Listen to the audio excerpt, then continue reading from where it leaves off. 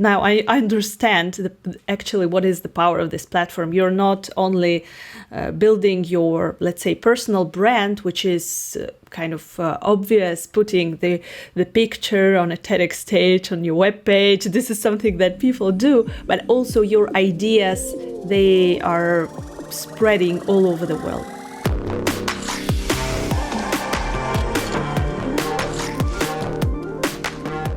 Hi, everybody. This is Jason Mark Campbell. Welcome back to Selling with Love podcast.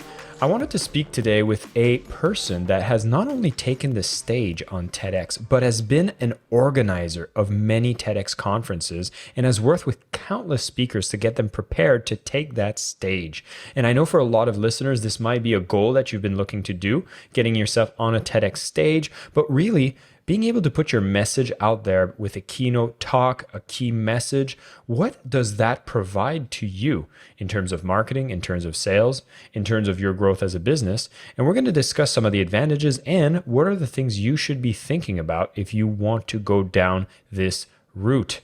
We have Elena Poeta with me, and she has been the person doing all these amazing conferences. She's an assistant professor at the Institute of International Economics. She's also the founder and executive communication coach at Elena Poeta Consulting, where she actually helps business professionals to communicate with clarity and confidence so they can achieve more in their business. Elena, thank you so much for being on the show. It's a pleasure to have you here.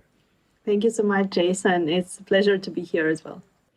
Now, TEDx, it has that logo. When you have it, you feel like you've accomplished something incredible. And I wanted to talk is, first off, the prospects of getting on a TEDx stage. Is this something that's out of the reach for the masses? Or are there things that we can do or things we should think about to say, hey, maybe I could do it too? Yeah, so usually when people think about getting on TEDx stage, they think that it is for professional speakers or people who achieved a lot, maybe book authors of bestsellers. So we are limiting ourselves and we think that maybe in 5 years, in 10 years, I will get there. But in fact, TEDx stage is not only for the big guys.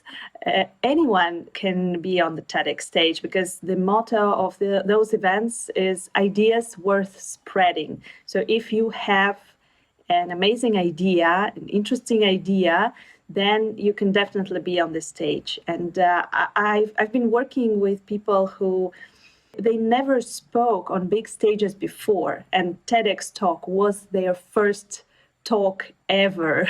So, and those talks, surprisingly, they get amazing response from the audience because those ideas which are hidden behind the closed doors, maybe people are doing some interesting research, maybe they're working in the lab, they're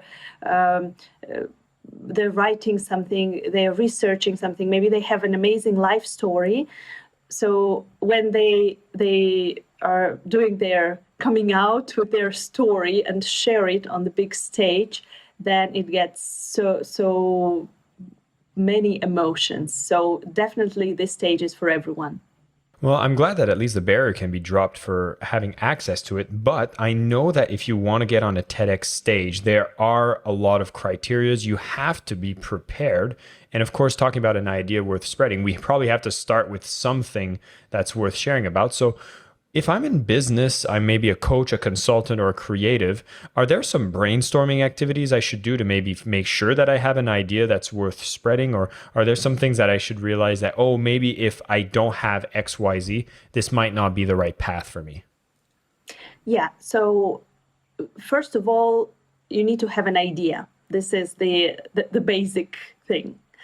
If you have an idea that you want to share on the stage. So the difference between TEDx talk and, let's say, an inspirational keynote speech is that you have an idea and you want to share something that is interesting, something that is worth spreading, that is relevant for the audience, and it is new, so it was not maybe shared before, it is not so obvious.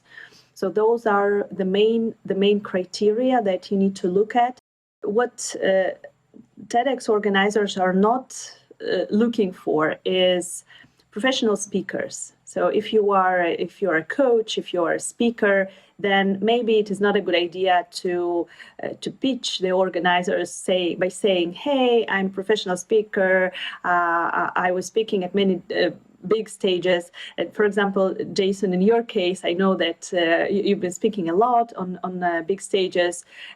You can share your experience, but maybe this is not something that I would start with, because this is not what they are looking for. If as an organizer, if I get such a pitch that I've been speaking here and there with those people, then I'm like, well, but what is your idea? Is there anything behind it? And many professional speakers actually, when they want to get on this red dot, they say something like, "Oh, so what is the topic of your conference? I can adapt my message." And then this is definitely a no, because we want to have those amazing ideas, not just people who can speak. That's actually some interesting feedback, and it explains why I was able to speak on a TEDx stage when I was getting started, and I haven't gotten back on a TEDx stage when I started talking exactly how you told me not to. So I've made that mistake. But back when I had not been on a big stage and I was just starting to share my message around selling with love, TEDx was the ones that wanted to feature it. And so I've had a chance to jump on the stage, and I was featured then. I remember applying for different TEDx places, and then I was leading exactly how you said. I've been on TEDx before. I've done this. I could adapt my message for your theme. And well, unfortunately, I didn't get a response. So knowing this, there's a strong brand that comes with TEDx, right? So I'd love to talk more about some of the benefits that happens once you've had a chance to go on a TEDx stage and share your message, because you even said it yourself, like getting the opportunity to stand on that red dot is a powerful thing. Tell us more about that. Yeah, definitely. Being on a TEDx stage gives you a lot of exposure, and it is just a nice thing to have, being a TEDx speaker in your bio. But as I was organizing those events, and when I became a speaker myself, I realized how big exposure it is. Because, for example, once, about 2 years ago, I got contacted by a journalist from Japan, and she wanted to interview 2 of my speakers from my event. And they were speaking, one speech was in English and one speech was in Polish language. And it was, those ideas were really important. But I never thought that they would go so far. And this journalist was so interested. She said, "Yeah, please give me their contacts." And I was shocked, but okay. And then a lot of local journalists as well, they keep coming back to us and asking, "So can we talk to this speaker? Can we interview this speaker?" So as an organizer, I've been connecting speakers with people who were interested in their ideas. But then, as I became a speaker myself last year, I was speaking on a TEDx stage, and for a long time, people were asking me, "So when are you going to speak?" I was always this person behind the scenes, but for it was my 7th or 8th year of organizing those events when I published my book.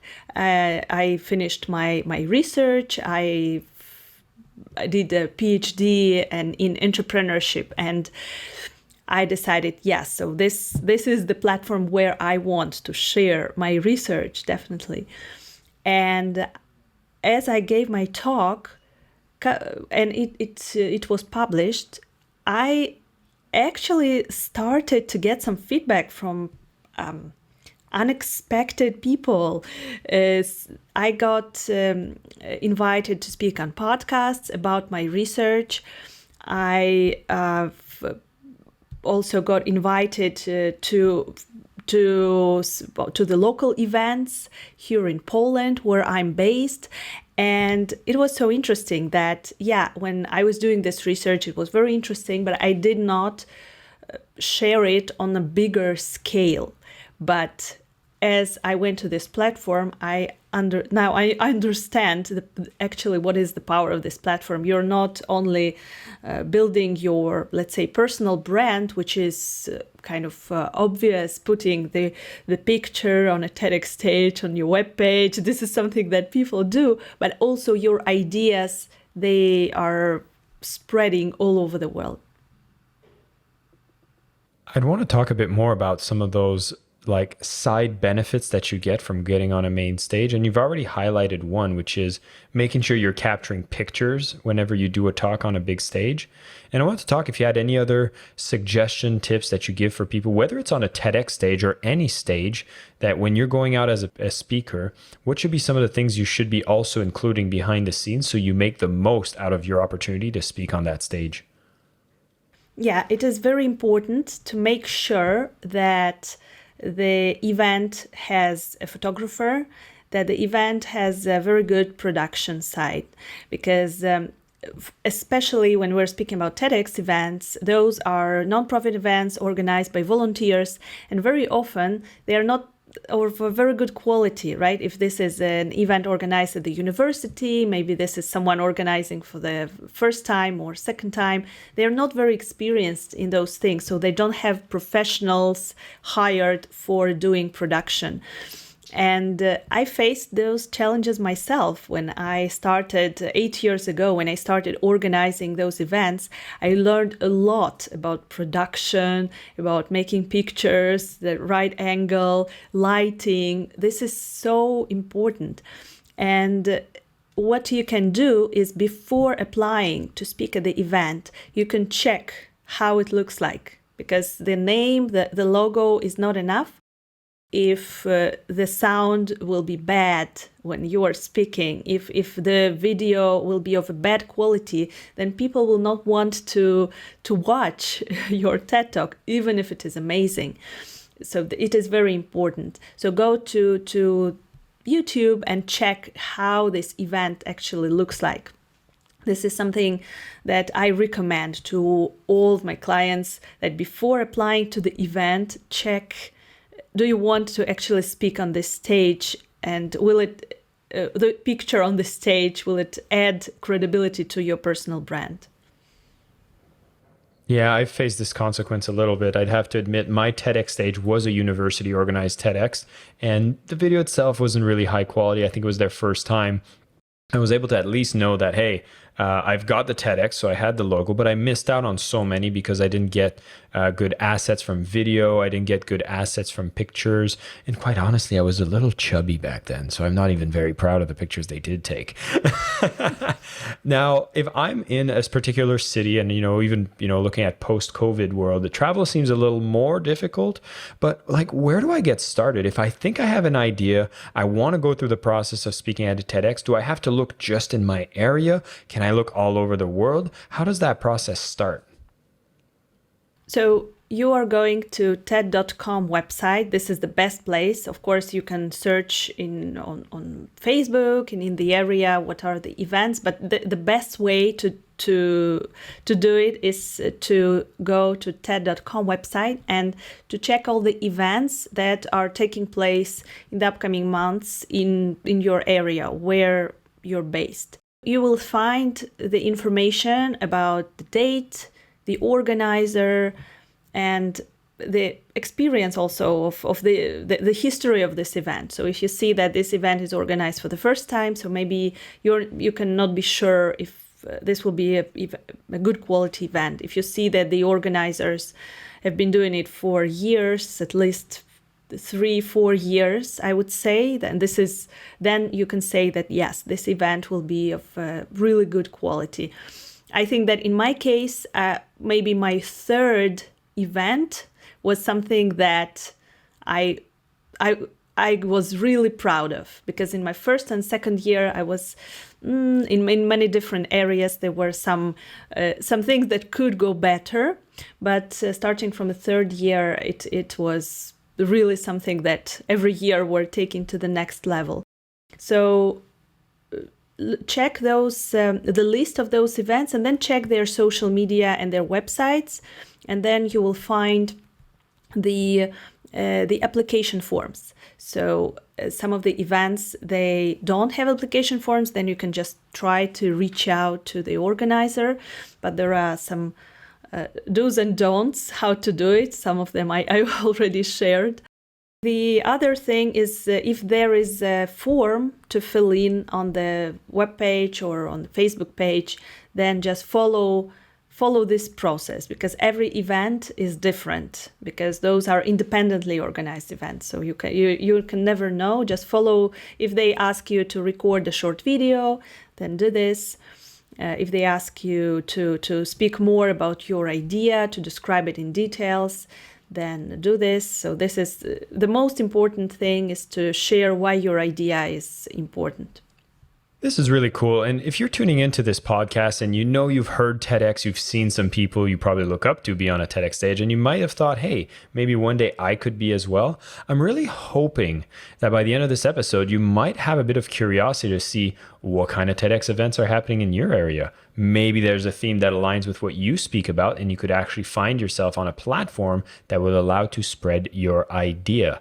I really love that we've actually kind of removed the barriers that you might have thought you had about being on such a stage, because the fact is, if you're just getting started as a speaker, you're just getting started as a business, and you're doing something unique and exciting that's a powerful idea, this might be the perfect stage that, as Elena shared, allows you to get so much more exposure than you thought possible, and gain incredible credibility, because you know how you react yourself when you see someone has that red dot speech on a logo as well, showing that TEDx brand.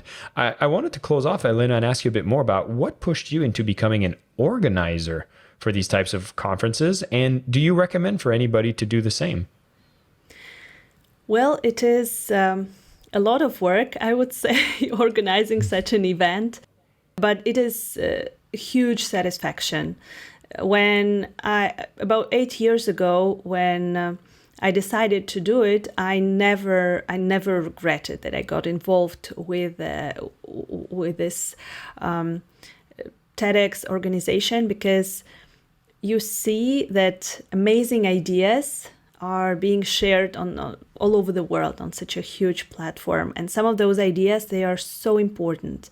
This is something that people don't speak about. This is something that you will not hear by watching TV or scrolling your Facebook or Instagram. This is something really unique, and the feedback that we get from our audience is just amazing.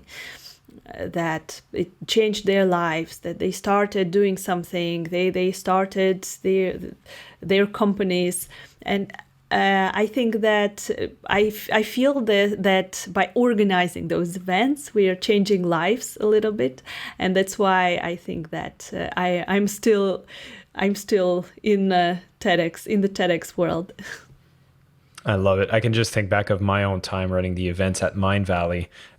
It's just, you think about networking, and I always think that when you get to be involved with organizing and putting that magic together, it opens up those networking opportunities more than just being an attendee. So I always like volunteering, getting involved, and if you get a chance to organize, I think that probably puts you in a really fun position to see the creation that you've put together. Elena, this has been super fun, and I have to ask you my signature question, which is always about selling with love. I have to ask you, what does selling with love mean to you? Well, for me, selling with love is something, is when you sell something that you love. I mean, you cannot sell things that you don't like, or you don't use, or you don't believe in. I think that if you really believe in something, like, for example, my TEDx events organization that I do, when I approach sponsors to invest really, a lot of money into those events, then I don't hesitate even for a moment. That's why, and also when I'm working with my clients and help them to get on TEDx stage, I know that it is such an important thing and it will change their lives, that I don't hesitate even for a moment that maybe I shouldn't be selling, that I think that you need to love what you do and you need to understand the value of it, and then everything will just go naturally. Elena, thank you so much for coming on the show and sharing. For all of you listeners, know that if you want to learn more from Elena, you'll have to check out the Ideas and Leaders podcast. This is the podcast that she hosts as well. I've been a guest on this podcast, so you'll be able to check that out if you want to go deeper. The TEDx conferences she does in Poland, we'll put a link as well in the show notes for you to see what's going on there. And of course, her own consulting business. If you've wanted to be supported and coached on how to prepare yourself to get on the TEDx stage, she is the woman that can help you. And again, what we've learned today is TEDx is a beautiful thing. It can help your brand, it can help you refine your idea, and it can be a platform that will get the awareness that you need to get it out there and see how people are resonating with it. It's not as intimidating as you might think to get on that stage, so get curious, go and inspect what's happening in your area, and take massive action from this session. Thank you so much again, Elena, for coming to share with us, and all of you listeners, keep selling with love. Thank you so much, Jason. I am your host, Jason Mark Campbell, and this is the Selling with Love podcast.